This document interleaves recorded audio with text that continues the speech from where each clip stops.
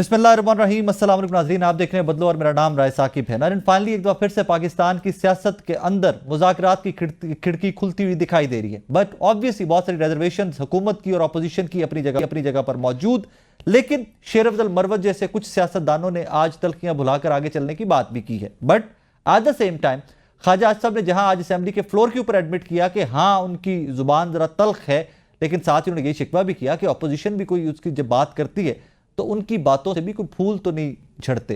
But at the same time उन्होंने ये भी फरमाया कि एक तरफ मुज़ाकरात की बात करते हैं, दूसरी जानिब सिविल नाफरमानी की तहरीक जो है उसकी तलवार भी हमारे सरों पर रखी हुई है। ख्वाजा आसिफ साहब ने क्या फरमाया, जरा सुनिएगा। ये गन पॉइंट के ऊपर तो मुज़ाकरात नहीं हो सकते कि आप बार बार जो है इस्लामाबाद पे हमला करें, साथ जो है कॉल दें सिविल नाफरमानी की, और उसके बाद के मुज़ाकरात भी होने हैं। अब इसी सिविल नाफरमानी के ऊपर बात करें तो इमरान खान साहब की जानिब से पाकिस्तान तहरीक इंसाफ की जानिब से 2-3 दफ़ा डेट्स चेंज हो चुकी हैं। 13 से 16 दिसंबर होती है, फिर एक हफ्ते का टाइम दे दिया जाता है, कमेटी बना दी जाती है कि अगर मुज़ाकरात स्टार्ट हो जाते हैं, कोई ब्रेक थ्रू हो जाता है तो सिविल नाफरमानी की तहरीक को थोड़ा सा पोस्टपोन किया गया तहरीक इंसाफ की जानिब से। अली मीन गंडापुर साहब सीएम केपी के क्या फरमाते हैं, जरा सुनिए। वो तो खान साहब ने आज अनाउंस करना था, आज से शुरू होनी थी। अभी आज खान साहब ने कहा था कि हम इसके बारे में बताएंगे तो सामने आएगी, तो जैसे खान साहब का हुक्म होगा इंशाल्लाह वैसे होगी। अपोजिशन और गवर्नमेंट की बात करते हुए मरवत साहब ने आज असेंबली के फ्लोर पे क्या फरमाया, जरा सुनिएगा।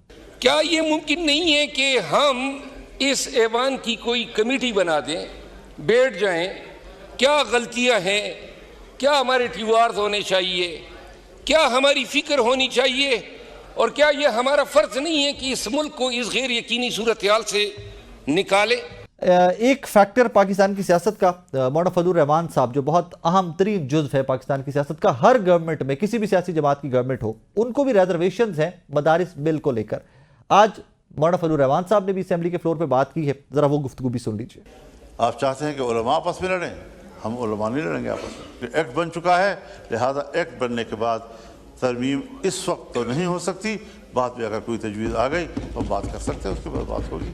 पार्लियामेंट की इज्जत करो खुदा के लिए, अगर इससे आगे पीछे मामला गया तो यकीनन फिर ऐवान नहीं मैदान में फैसले होंगे। नाज़रीन, ये तो थी पाकिस्तान की इंटरनल पॉलिटिक्स कि हमारी असेंबली में क्या हो रहा है, सियासतदान क्या बात कर रहे हैं, क्या मुज़ाकरात की खिड़की खुलती दिखाई दे रही है, कोई पॉजिटिव डेवलपमेंट है। But at the same time Pakistan Tehreek Insaf का वोटर सपोर्टर बहुत होपफुल था ट्रंप के इलेक्शन को लेकर कि अगर ट्रंप इलेक्शन जीत जाते हैं तो वो इमरान खान साहब की रिहाई में किरदार अदा करेंगे।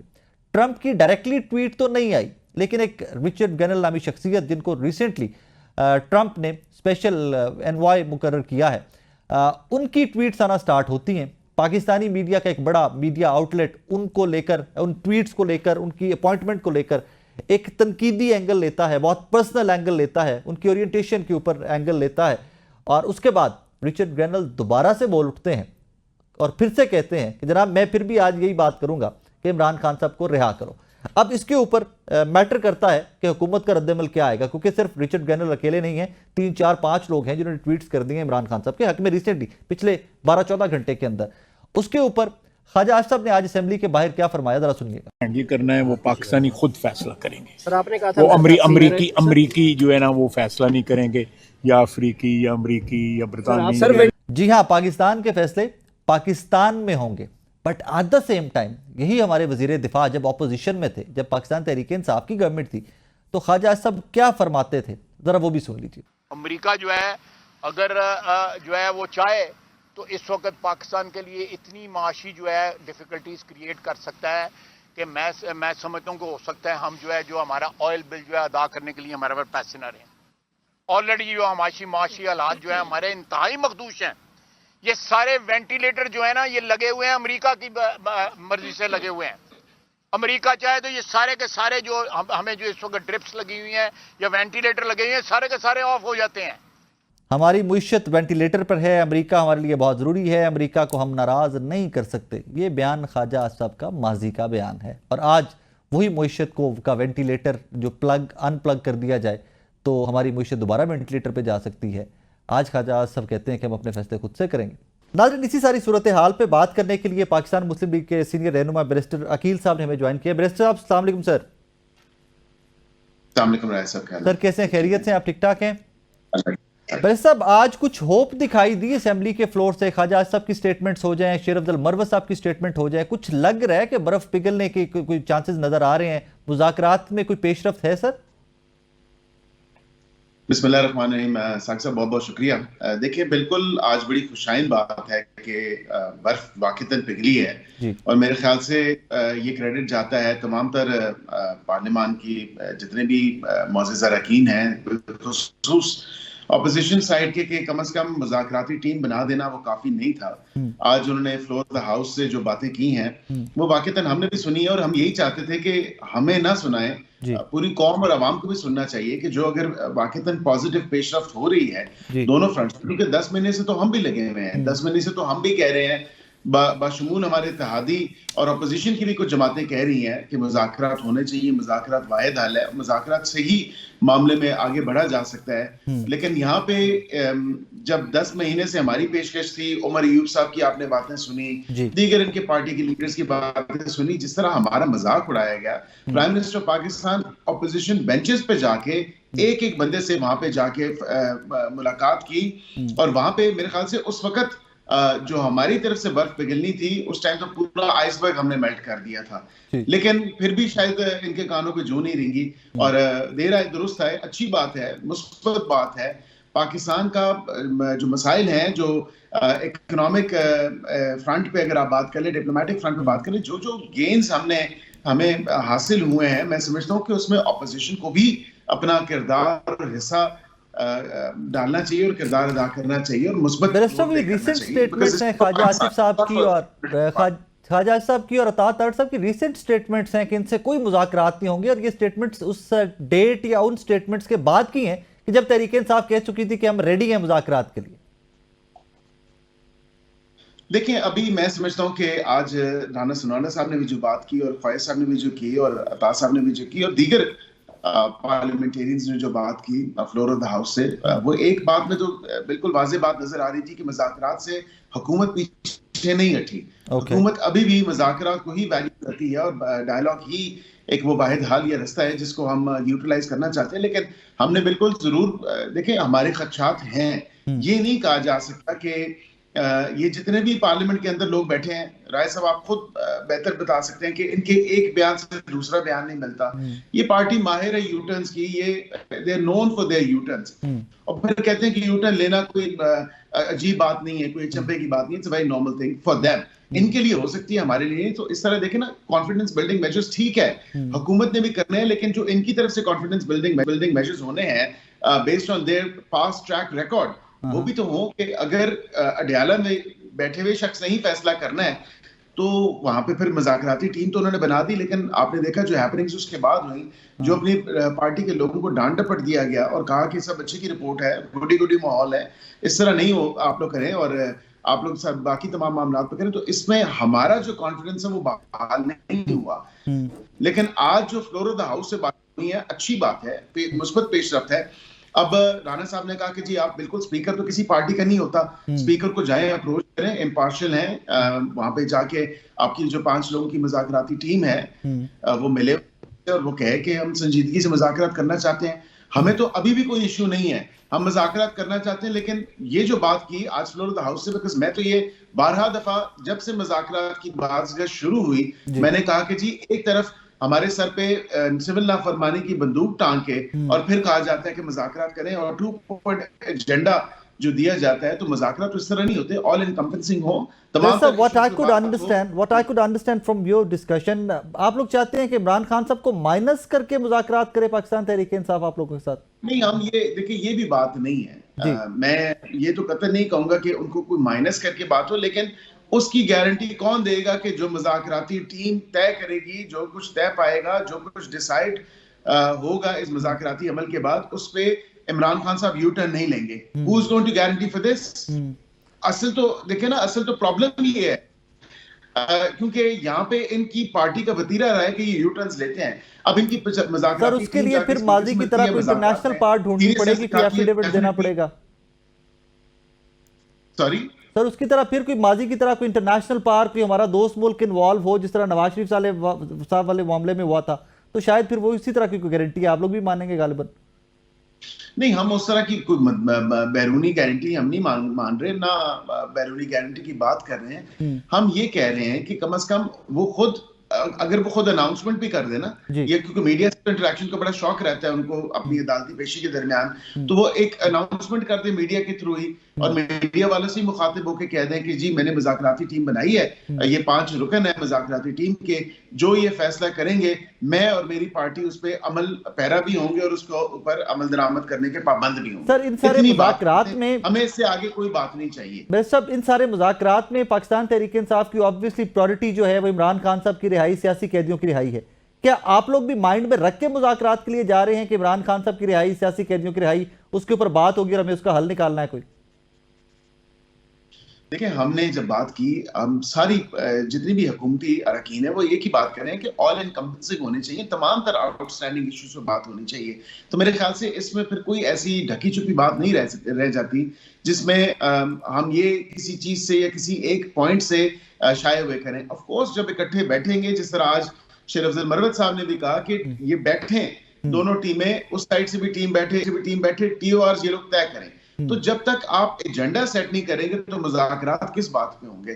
तो जब टीम्स बैठेंगी, ये 5 लोग इनके तरफ से हैं, हमारी तरफ से तो हम चाहते हैं कि जब हमारी टीम की तश्कील हो तो उसमें हमारे इत्तेहादी भी शामिल हो, उसमें एक ब्रॉडर रिप्रेजेंटेशन, उसकी रिफ्लेक्शन भी नजर आनी चाहिए, और तमाम तर मामलात पे आउटस्टैंडिंग जो इश्यूज हैं उस पर बात होनी चाहिए। हमारा तो कोई वन पॉइंट एजेंडा तो नहीं है सर। मैं फिर आपको इसको पॉइंट ब्लैंक पे रख के मैं आई एम कमिंग स्ट्रेट। जी प्लीज कंटिन्यू, प्लीज कंप्लीट कर लीजिए। ऑल इंक्लूसिव हो और ऑल इनकम्पेंसिंग मुज़ाकरात हो, उसमें ये भी एजेंडा शामिल हो सकता है कि जो असीरान की रिहाई है। मैं किसी पर्सन स्पेसिफिक बात नहीं कर रहा, जो केसेस हैं जिसके खिलाफ, वो तो उनको फेस करना होंगे। अब ये अगर कह लें कि मुज़ाकरात के अमल में कोई डील या ढील दी जाएगी, ये तो नहीं हो सकता ना।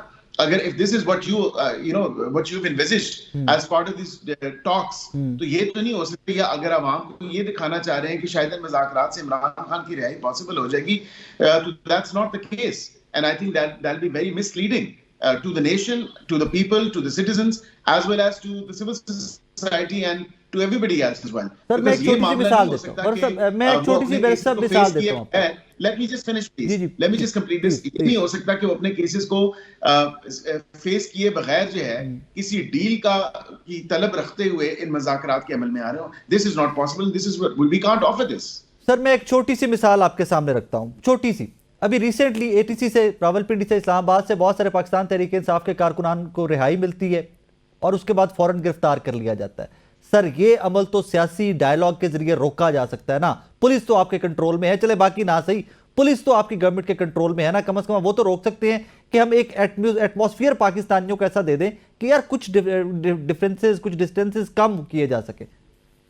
आज हमने 67-68 लोग रिहा किए, जो आईडी परेड्स होने के बाद जो तमाम तर जो फियास्को था 24, 25, 26 वाला, उसमें मुलविस नहीं पाए गए, तो ऑफकोर्स उनको रिलीज किया। इसी तरह पहले भी 100 लोग रिलीज हुए, लेकिन जो लिस्ट इन्होंने दी कि हमारे लोगों को अगवा कर लिया गया, वो तमाम तर हमने वेरीफाई की ये लिस्ट, और उसमें कोई जो है वो अडयाला में है, कोई जो है वो अटक जेल में है, कोई जो है वो जेलम जेल में। तो of course they're in legal custody, और they have been in legal custody.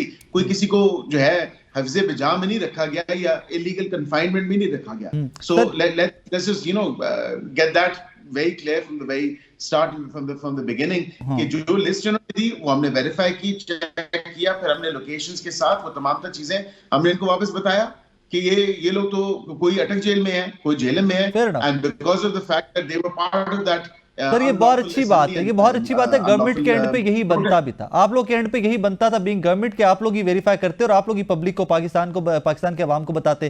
Sir, मेरी इंफॉर्मेशन के लिए और पाकिस्तानियों की इंफॉर्मेशन के लिए फरमाइएगा, आपने शोहदा और जख्मियों की लिस्टें भी कोई वेरीफाई की हैं, वेट की हैं आप लोगों ने वो लिस्टें भी? देखें, 12 लोगों की एक लिस्ट, जब कहानी शुरू हुई सैकड़ों से, फिर पता नहीं हजारों पे, फिर 1200 पे, फिर पता नहीं 200 पे, फिर 278 पे, फिर 40 पे, 50 पे, और बिल आखिर जो है वो 20 से लेके 12 पे लिस्ट इनकी आई है। 12 की लिस्ट बिल्कुल जो उन्होंने दी है, उस 12 की लिस्ट में आपको भी पता है, मुझे भी पता है, we all know, I think we cannot be very selective.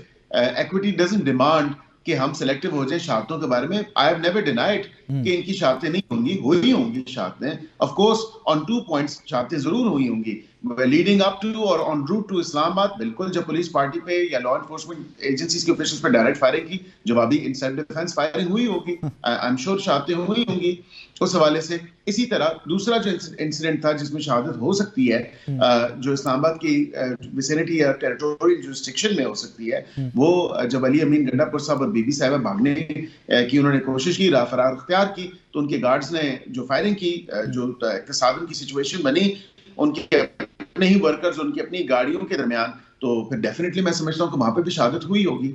Sir थोड़ी सी मजीद वजाहत फरमाइएगा कि आप तमाम जेलों में से तो आपने कारकुनान ढूंढ लिए आपकी गवर्नमेंट ने कि फलां जेल में फलां बंदा है, फलां जेल में फलां बंदा है, तो सर ये जो 12 शहादतें जिनके ऊपर आप खुद भी फरमा रहे हैं कि मैं डिनाइल में नहीं हूं कि गोली नहीं चली या वहां पर शहादतें नहीं हुई, तो सर उनकी कॉन्फर्मेशन भी तो सीसीटीवी फुटेज से बहुत सारे इस तरह के तरीकाकार थे, गवर्नमेंट ले सकती थी ना कि एक्चुअली क्या क्या हुआ है वहां पे, वो फुटेजेस रिलीज कर दें सर, मीडिया को दे के चलाओ यार ये हुआ है वहां पे, इन्होंने पहले गोली चलाई है, इन्होंने पहले पत्थर मारे फिर आगे से गोली चली। एक तो पता नहीं हमारी क्या इन्फैचुएशन है कि सीसीटीवी रिलीज कर दें। ऑफ कोर्स 9 मई की भी ये डिमांड की गई कि सीसीटीवी फुटेजेस रिलीज कर दें। जब सीसीटीवी फुटेज रिलीज हुई है, आपने भी देखा, मैंने भी देखा, कौम ने भी देखा, जो लोग वहां पे सीसीटीवी फुटेज में मौजूद थे वो नजर आए। क्या 9 मई की सीसीटीवी फुटेज रिलीज नहीं हुई, except over and above you know this the personal videos that were made by इनके अपने फोनों से, तो वो तमाम तर चीज तो आपने देखी। यहाँ पे ये भी देखिए, it's an investigative process that's still ongoing, किसी कंक्लूजन पे नहीं पहुंचा वो, या वो किसी हॉल्ट पे नहीं आ चुका, वो एक ऑनगोइंग प्रोसेस है, एंड इन ड्यू कोर्स वो भी रिलीज हो जाएंगी। वो भी आप देखेंगे कि डी चौक से लेके all the way up till you know जितनी जितनी जगह मकाम पे सेफ सिटी कैमरास लगे हैं, जो कुछ लगा हुआ है, वो सीसीटीवी भी रिलीज होगी। अकील मलिक साहब मेरे साथ ही रहिएगा, हमें पाकिस्तान तहरीक रहनुमा शेर अफजल मरवत साहब ने ज्वाइन किया। मरवत साहब अस्सलाम वालेकुम सर। वालेकुम अस्सलाम सर कैसे मिजाज है, खैरियत से आप, ठीक ठाक हैं?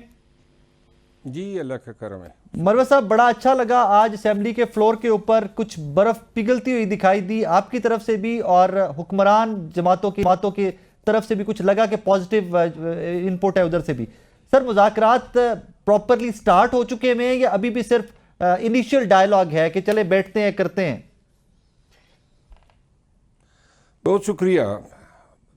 मेरी ज़ाती राय यही रही कि कौम को अशद ज़रूरत है कि पार्लियामेंट जो कि वाहिद मजाज फोरम हैं जहाँ पे ऐसे मुल्की मसाइल जो हैं ज़ेर बास लाए जाएँ, इनके हल का और मसाइल के सदेबाब के लिए कोई कोशिश या सोच व फ़िक्र हो, तो इस वजह से ऐवान में जो है मैंने बात की, जो कि बेसिकली वाहिद मजाज फोरम है। और मुझे खुशी है कि हुक्मरान जुमात की तरफ से इस जस्टर को रेसिप्रोकेट किया गया। ख्वाजा आसिफ साहब और राना सनाउल्लाह साहब ने बड़ा मुस्बत जवाब दिया है।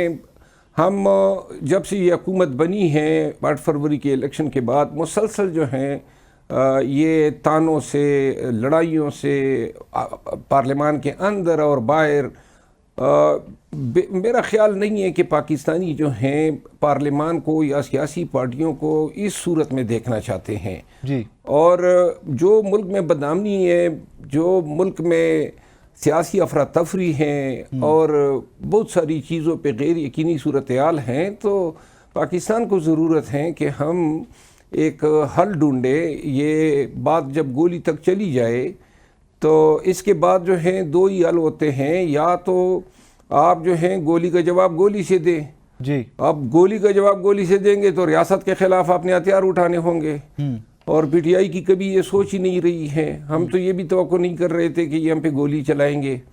और दूसरी सोच ये है कि फिर आप मुतबादल रास्ता इख्तियार करें, क्योंकि पाकिस्तान मुस्लिम लीग नून के अंदर ऐसे सेन और संजीदा लोग हैं जो ये चाहते हैं कि पीटीआई समेत दीगर कुव्वतों से बात हो ताकि इन मसाइल का कोई एक हल निकाला जा सके। और इस पे जो है मैं क्रेडिट ज़रूर दूंगा स्पीकर नेशनल असेंबली सरदार अयाज सादिक साहब को, और आज तो कादर पटेल साहब ने भी कमाल किया, बड़ी ही उन्होंने इस डिबेट पे बहुत सारे मुकर्रीन को मौका दिया जी। तो लिहाजा मुज़ाकरात जो हैं वो वक्तन फ़वक्तन माजी में होते रहे हैं, लेकिन 26 नवंबर के साने के बाद उसमें एक तातुल आया, और जिसके बाद जो है तलखियाँ इतनी बढ़ती जा रही थी कि शायद मैं खुद ये समझ रहा था कि पाकिस्तान में सियासी क़ुव्वतें जो हैं वो नफ़रतों को पॉइंट ऑफ नो रिटर्न पे ले जा रही है जी। तो फिर मैंने जो है ये एक अपना इनिशिएटिव लिया और सरदार अयाज सादिक साहब जो हैं उसकी कोशिशों को हम सताइश की नज़र से देखते हैं, क्योंकि उन्होंने हमेशा पार्लियामान के अंदर जो है सियासी रवादारी जी और मुल्क में जो है एक मुस्बत सियासत को फ़रोग़ देने के लिए एक किरदार अदा किया है। पाकिस्तान तहरीक इंसाफ के बहुत सारे मेंबरान पार्लियामेंट का उन पे एक एतमाद है। मरवा साहब आपके साथ अकील साहब भी हैं, कदर करते बैरिस्टर हैं, तो अकील भी हैं, मुझे यहीं पे उनको जरा भी शामिल गुफ्तगू कर लेने दीजिए। बैरिस्टर अकील साहब, आपने मरवा साहब की गुफ्तगू सुनी, बहुत पॉजिटिव थी पाकिस्तान तहरीक इंसाफ के, यार कोई इस तरह का मामला नहीं होगा, मुज़ाकरात आगे चलेंगे। फिर 26 नवंबर वाला वाकया होता है और फिर जिस तरह आप लोगों ने मजाक उड़ाया, हुकूमत ने मजाक उड़ाया 26 नवंबर को जो पाकिस्तान तहरीक इंसाफ के वर्कर्स के साथ हुआ, एक वहां पे बैरियर लगा था और वो बैरियर भी इवेंचुअली पाकिस्तान तहरीक इंसाफ खुद से तोड़ के आपकी तरफ बढ़ रही है कि यार चले फिर भी मुज़ाकरात करते हैं। जी साकिब साहब, बात यह है कि आज मरवत साहब ने बड़ी अच्छी बात की and I think of course एक जो ठंडी हवा का झोंका आया है वो इन्हीं की बातों से आया है। और लेकिन साथ ही उन्होंने ये भी जरूर कहा था, जो कि मैं समझता हूँ कि हकीकत में मबनी बात है, कि जो पानी पीटीआई ने सब अच्छे की बात की या ऑल इज वेल की बात की, उससे डैमेज तो जरूर हुआ। जब गुडी गुडी बात की गई तो उससे डैमेज जरूर हुआ और बिल्कुल एक सीरियसनेस लेवल का जो था, टॉक्स का सीरियसनेस लेवल था या एक उसकी रिफ्लेक्शन होनी चाहिए, वो बिल्कुल नहीं थी। आज इनकी बातों से उनकी पार्टी के जितने भी दीगर अरकान पार्लियामेंट थे उनकी बातों से बिल्कुल एक सीरियसनेस लेवल रिफ्लेक्ट कर रहा था। और हमारी तरफ से भी, मैंने जिस तरह प्रोग्राम के शुरू में भी आपसे बात की, कि बिल्कुल हमने भी उसको वेलकम किया और ये बिल्कुल हमने कहा, राणा साहब ने भी कहा कि ये स्पीकर साहब के पास जाएं इनकी कमेटी और करें। बिल्कुल एक कॉन्फिडेंस बिल्डिंग मेजर, मैंने जिस तरह आपसे बात की ना कि हमारे पे जिम्मेदारी ज्यादा आयद होती है, बस ये थे हुकूमत पे ओनस है। लेकिन एट द सेम टाइम जो मैंने खदशात का आपको जिक्र किया या बताया कि ये यू टर्न नहीं होगा, जो कुछ मुआहदे में तय पाया जाएगा, जो डिस्कशन होंगी और जो डिस्कशन तमाम तर पहलुओं पे डिस्कशन होगी, कोई 2 पॉइंट एजेंडा या 3 पॉइंट एजेंडा नहीं होगा, तमाम आउटस्टैंडिंग इश्यूज पे बात होगी और एक डिटेल बात होगी। और सबसे अच्छी बात जो मरवत साहब ने आज की, उन्होंने कहा कि ये कमेटीज बैठे, आप भी अपनी तरफ से कमेटी बनाएं और बैठे ताकि टीओआर सेट किए जाएं, एजेंडा सेट किया जाए, ताकि उस पर फिर आगे पेशरफ्त हो और बातचीत हो। एक छोटा सा ब्रेक लेना है मुझे, मेरे साथ रहिएगा।